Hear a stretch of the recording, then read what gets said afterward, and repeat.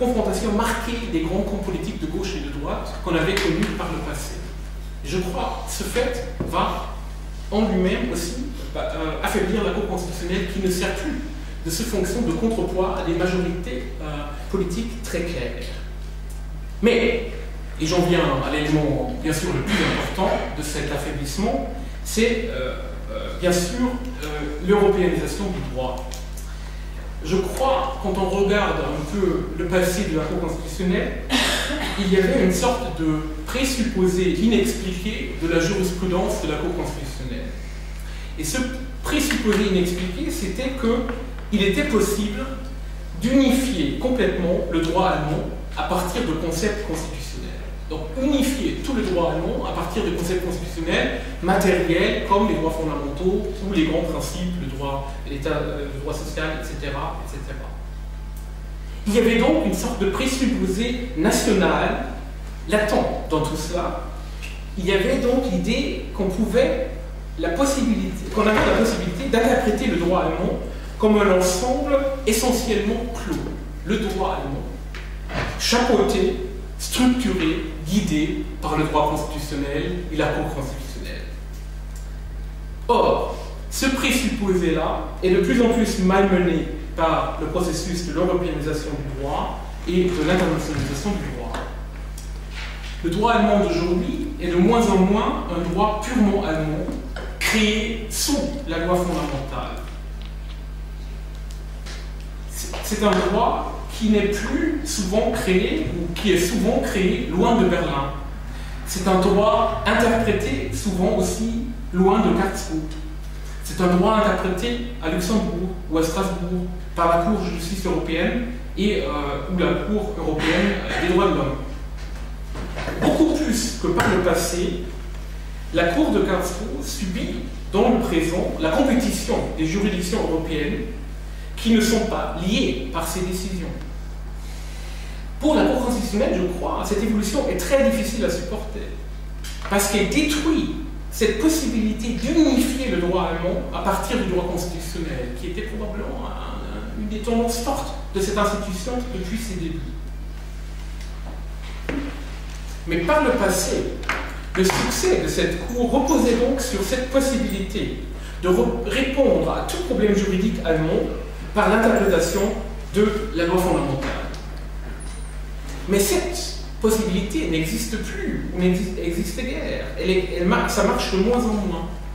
Je vous donne un exemple pour expliquer un peu mon propos. Une des grandes décisions de la Cour, intervenue en 1983, portait sur, inventait un droit fondamental, soi-disant, à l'autodétermination informationnelle de la personne. Donc l'idée était qu'il y avait un droit individuel au contrôle des données informatiques à l'intérieur de l'appareil étatique. Aujourd'hui, déjà, ce domaine-là ne relève plus tout à fait du domaine du législateur allemand. Il y a beaucoup de directives européennes déjà dans ce domaine-là, et de ce fait même, cette législation-là n'est plus sous l'emprise de la Cour constitutionnelle. Donc, ce que subit la Cour constitutionnelle, c'est l'expérience qu'elle n'est plus capable de régler tout un secteur ou tout un problème à partir de la Constitution allemande. De moins en moins, les situations juridiques en Allemagne sont entièrement nationales et peuvent être facilement façonnées à partir des droits fondamentaux. Mais c'était cette technique-là que la Cour avait utilisée par le passé. Ses grands succès étaient précisément dans ce domaine-là. Je crois que donc, de ce fait déjà, la capacité d'innovation de la Cour constitutionnelle, par exemple en matière de droits fondamentaux, est déjà fortement amoindrie. En forçant le trait, mais je le force, on pourrait même se poser la question si la Cour constitutionnelle, en tant que juridiction spécialisée, n'est pas particulièrement mal préparée à une époque où le droit existe de plus en plus du fait d'une imbrication de normes de sources juridiques différentes. Le quotidien du droit allemand, de ce droit imbriqué, de ce droit superposé, passe de plus en plus à côté de la Cour de Karlsruhe. Et il échappe ainsi au droit constitutionnel. Ce n'est pas tout à fait vrai pour les autres juridictions allemandes, parce qu'ils sont en train de vivre le quotidien européen, mais pour la Cour de Karlsruhe, qui ne connaît que la Constitution allemande, elle n'est plus capable d'aborder ces problèmes-là. Donc le droit constitutionnel n'est donc plus la couronne qui coiffe le droit allemand tout entier, mais elle court le danger de devenir une sorte de résidu de ce qui reste. La Cour constitutionnelle pourrait même parfois se percevoir comme une sorte de forteresse assiégée par l'européanisation du droit. Et peut-être quelques décisions en matière de droit de l'Union, comme la fameuse décision sur le traité de Lisbonne en 2009, s'expliquent aussi par cette forte expérience d'une sorte de perte d'influence d'un processus qui passe à côté de ces cours. Cette évolution-là, bien sûr, n'est pas encore perçue dans toute son ampleur par le public général. C'est une expérience des juristes et de la Cour constitutionnelle elle-même. Ce n'est pas encore traduit dans l'opinion. Mais il me semble que, progressivement, elle va devenir papable pour beaucoup plus de monde, pour un public beaucoup plus général. Et je pense que nous assistons de ce fait même à une sorte de banalisation à la fois du droit constitutionnel et de la Cour constitutionnelle allemande. Pour emprunter une expression à l'historien de la Révolution française François Furet, on pourrait dire « nous assistons à la fin de l'exception allemande ». Ça ne veut pas dire que la Cour constitutionnelle ne restera pas importante. Je crois qu'elle restera importante surtout en matière de droit institutionnel, du rapport entre le Bundesrat et le président fédéral. Tout cela va être régi encore par le constitutionnel. Mais je crois que le rôle exceptionnel de la Cour constitutionnelle dans l'Allemagne de la deuxième moitié du XXe siècle appartient déjà plus au passé qu'au présent. Merci.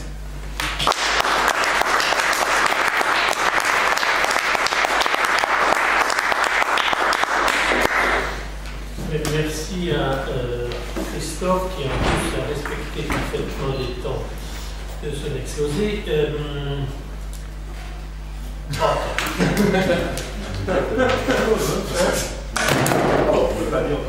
Non, j'ai des choses à dire, mais après, Eh bien, tout d'abord, merci beaucoup pour cette très intéressante présentation qui m'a un peu rappelé le premier livre de la Genèse. Bereshit, bara, Elohim. Mais donc tout commence avec la Cour constitutionnelle qui est une espèce de fondation magnifique et monochrome. C'est-à-dire, tout se joint dans une espèce de, au moins dans cette première période, avant la crise annoncée, la Constitution, avec cette Cour constitutionnelle, est en quelque sorte cet idéal qui remplace l'horreur du passé. Mais je ne suis pas si certain que ce narrative, comme on dirait aujourd'hui, correspond vraiment à ce qui s'est passé. Premièrement, l'histoire même de la loi fondamentale est assez contestée justement à son début. C'est-à-dire que ça ne fait peut-être pas partie à tel point d'un consensus fondamental social. Pour reprendre un concept qui vient de nous être présenté dans l'exposé précédent, le Parti social-démocrate s'est toujours senti absent de l'élaboration de la loi fondamentale et a toujours réclamé qu'il y ait un jour une vraie grande discussion constitutionnelle avec un vrai référendum, discussion qui est réapparue de façon massive après 1989 et la progressive unification des deux États allemands, qui a vu justement réapparaître en fait un grand dissensus sur ce que devrait être la Constitution allemande. On peut voir ça aussi.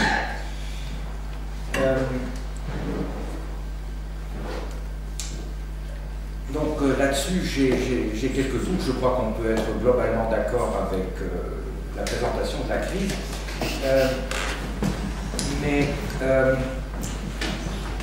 je suis aussi un peu moins d'accord avec le fait que l'on caractérise la loi fondamentale comme socle. Pour un Autrichien, c'est même l'exemple de quelque chose de néo-baroque.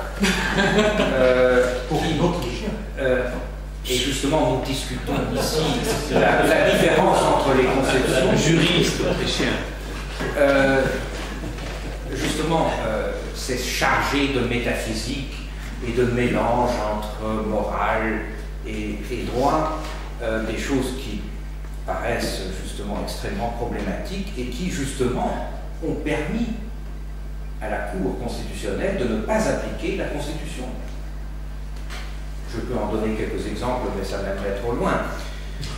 Lutte est un parfait exemple de non-application de la Constitution. La Cour constitutionnelle aurait très bien pu annuler la disposition du Code civil pour être contraire à ce que dit justement la loi fondamentale sur le rapport entre liberté d'expression et protection de l'honneur individuel. Au lieu de cela, la Cour a préféré considérer qu'il y avait des effets horizontaux qui ne sont prévus nulle part. Bon, on pourrait donner beaucoup d'autres exemples. Donc, je ne suis pas si certain que ce soit vraiment la sobriété qui ait fait le succès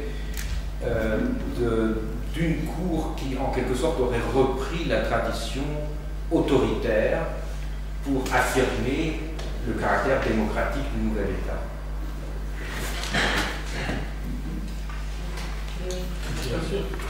Sur le premier point, je ne suis pas du tout d'accord. Je crois que les sociodémocrates étaient très importants au Conseil parlementaire. Quand on pense à un personnage comme Carlo Schmitt. Oui, Carlo Schmitt, mais il y a tout le reste. Non. Si on regarde les résultats quand le Conseil parlementaire a adopté la loi fondamentale, elle a été votée, bien sûr, avec les sociodémocrates, et pas à contre-cœur.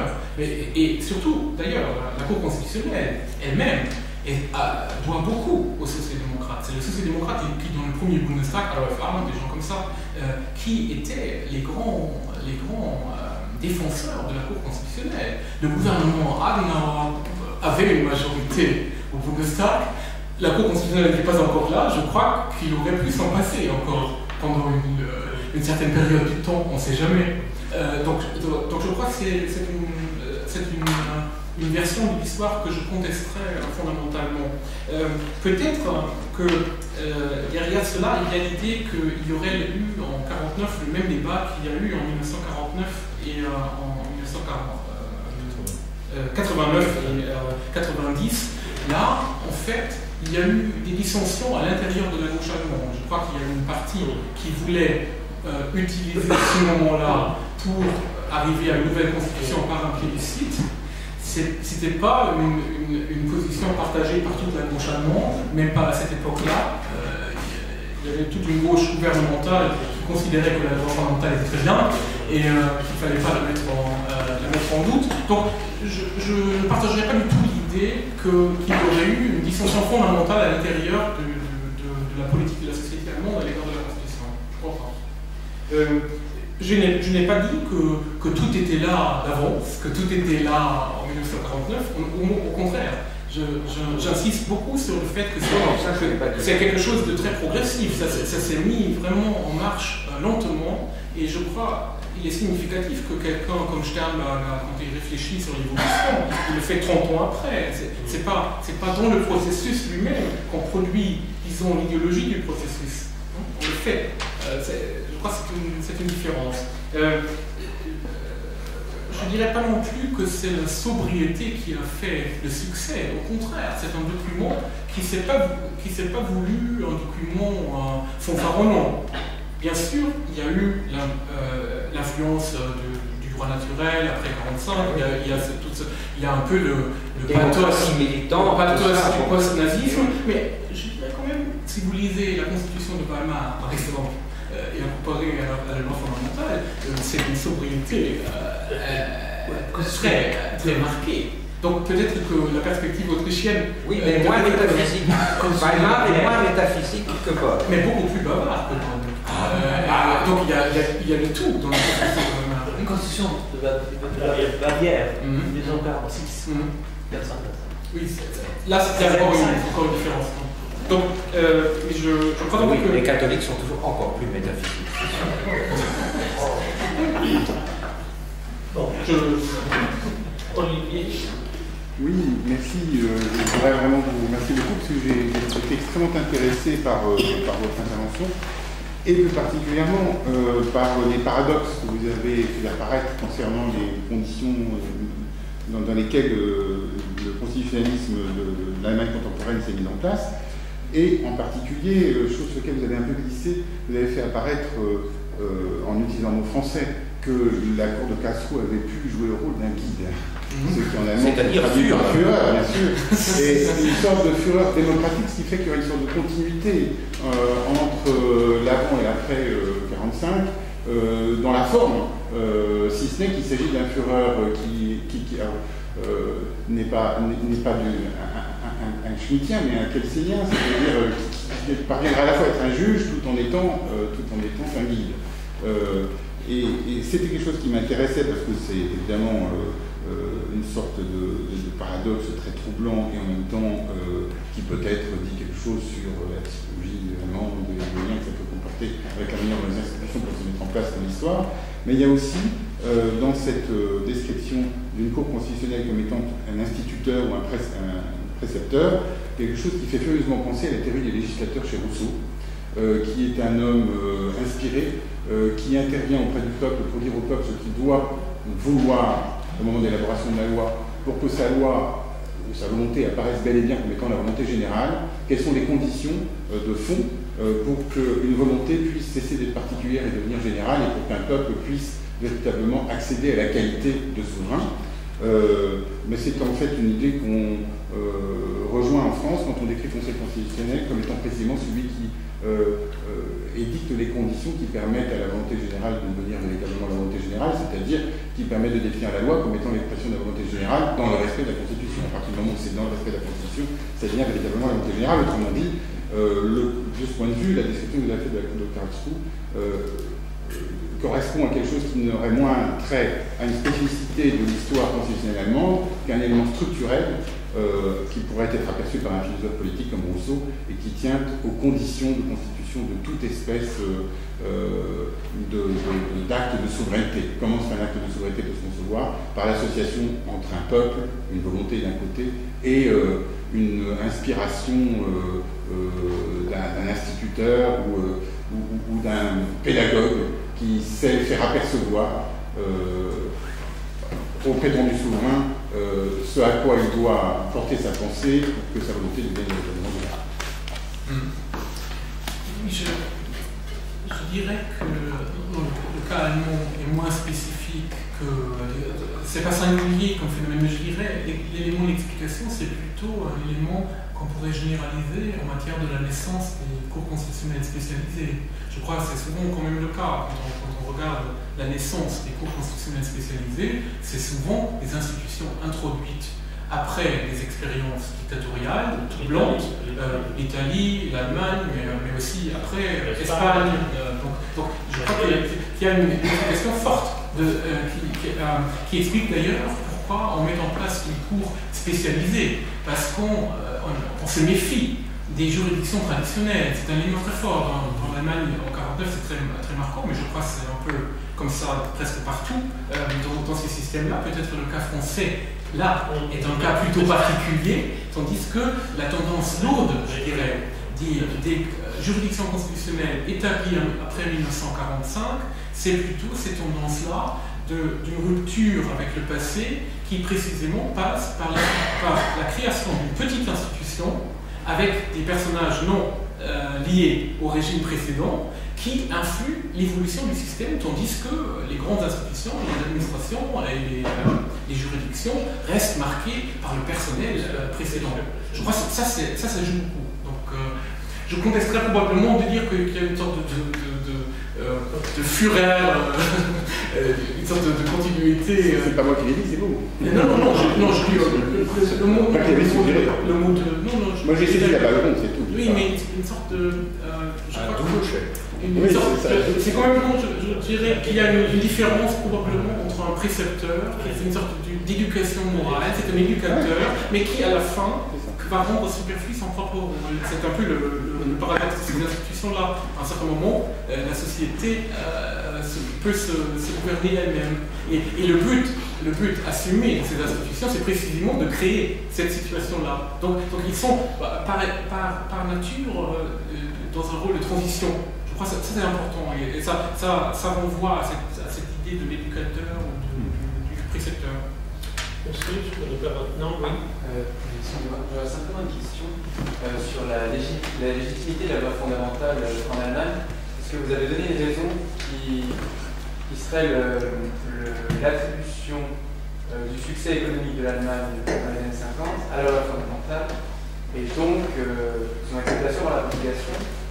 La question que je me pose, c'est comment cette loi qui quand même reprend de nombreuses dispositions de celle de Weimar, qui est composée par des gens qui étaient soit absents d'Allemagne, soit résistants, et choisis je ne sais pas par qui, et qui ont fait une constitution j'ignore par qui ils ont été choisis, c'est ce que je veux dire, et qui ont réalisé une constitution qui n'a pas été votée par le peuple, mais par les Länder. Alors, ma question, ce serait comment est-ce que cette loi fondamentale qu'on nous présente comme acceptée par tous les Allemands, mais une véritable réussite, comment est-ce qu'on explique quelle est sa légitimité, En France, on pourrait dire c'est un référendum, c'est un vote populaire. Qu'est-ce qu'on dit en Allemagne? Non, c'est bien sûr une question très importante parce que il y avait toujours des critiques à l'égard de la loi fondamentale qui disaient voilà, c'est une loi qui n'a pas été votée par l'Assemblée constituante. Elle n'a pas été. Ça n'a pas été fait à cette époque-là, du fait même de la division de l'Allemagne. Donc, du fait qu'on ne voulait pas un document du peuple allemand pour l'éternité, parce que c'était seulement une partie du peuple allemand qui s'organisait provisoirement dans des conditions mal connues à l'époque. Donc en 1949, on n'a pas l'idée qu'on va faire un document pour l'éternité pour toute l'Allemagne. On a plutôt l'idée que on va essayer d'organiser cette existence provisoire de l'État ouest-allemand, avec des valeurs bien sûr dont on espère qu'elles vont l'emporter pour une Allemagne réunifiée. Et d'ailleurs, la loi fondamentale, pour cette raison-là, avait un article, il existe toujours dans une forme modifiée, le dernier article de la loi fondamentale, qui précisément renvoie à une future constitution de l'Allemagne unifiée. Donc là, il y avait un caractère au moins transitoire ou provisoire qui était un peu inscrit dans le document. L'institution qui a fait tout ça, c'était un conseil parlementaire, élu indirectement, mais c'était précisément, les Allemands ne voulaient pas, les hommes politiques de l'Allemagne de l'Est ne voulaient pas une assemblée constituante, précisément parce que cela aurait créé l'impression qu'on créait quelque chose de définitif.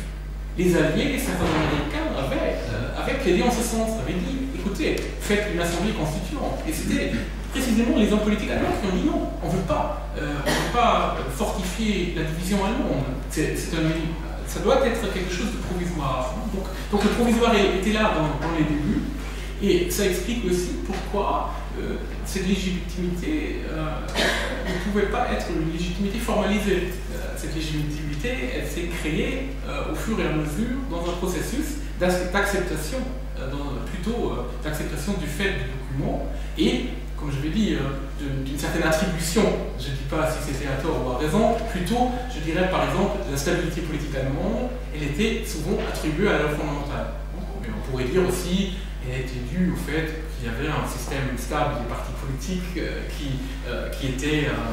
avait une sorte une grande responsabilité. Ce n'était pas l'effet de la loi fondamentale, mais on lui attribuait ça aussi. On disait, voilà, ce système-là est un système réussi. Ça a joué. Mais après quelques décennies, c'était pas comme ça déjà dans les débuts. Et monsieur Arger? Sie entschuldigen mich, wenn ich das auf Deutsch formuliere. Sie haben am Anfang von einer Tabula Rasa-Situation gesprochen. Ich weiß schon, was Sie damit meinen. Mich interessiert das im Zusammenhang mit dem, was ich in meinem Vortrag gesagt habe, nämlich mit Geltungsebene und Wirksamkeitsebene.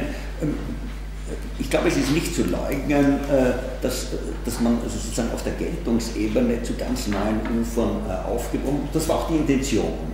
Ich glaube aber, dass die Intention oder das Bewusstsein war, dass erziehungsmäßig man sozusagen, dass die Vergangenheit jetzt nicht sozusagen mit Schnitt aufhört, sondern dass man ihr Rechnung tragen muss. Und das ist ja eigentlich die Leistung meines Erachtens des Bonner Grundgesetzes, dass sie sozusagen die guten Kräfte in neue Kanäle geleitet hat. Und in diesem Zusammenhang interessiert mich sozusagen die Kontinuität und nicht die Tabula Rasa. Sozusagen eben, und das ist verbunden über die Wirksamkeitsebene und eine gewisse Erziehung, die in der Bevölkerung angelegt ist und auf die man zurückgreifen muss. Und da komme ich bei Überlegungen hinsichtlich der Kontinuität, komme ich eben nicht zu einer Tabula Rasa, sondern also ich glaube nicht, dass der Nationalsozialismus von konstitutionell ein sehr gutes Beispiel ist, aber es gibt vielleicht andere Beispiele. Man denke nur, Sie haben also gesprochen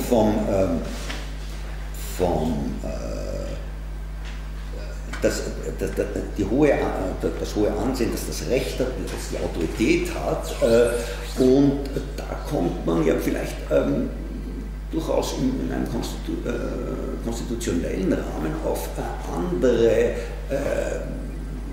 Vergleiche, nämlich im Kaiserreich auf den Kaiser und auf den Reichspräsidenten. Und da frage ich mich, ob das nicht sozusagen eben in erfolgreicher und fantasievoller Weise weiterentwickelt, in diese Funktion andere Organe eingetreten sind, nämlich das Bundesverfassungsgericht sozusagen und die Verfassung, wobei hier, glaube ich, eben der Kernbegriff nicht Tabula Rasa, sondern Über-Ich wäre. Das eingebaute Über-Ich, ein konstitutionelles Über-Ich, ja, die man ist ja doch, wenn ich mich nicht irre, ist man ja davon ausgegangen, man will nicht in die Gefahr zurückfallen, die die Weimarer Verfassung präsentiert hat, dass man sozusagen mit quasi konstitutionellen Mitteln in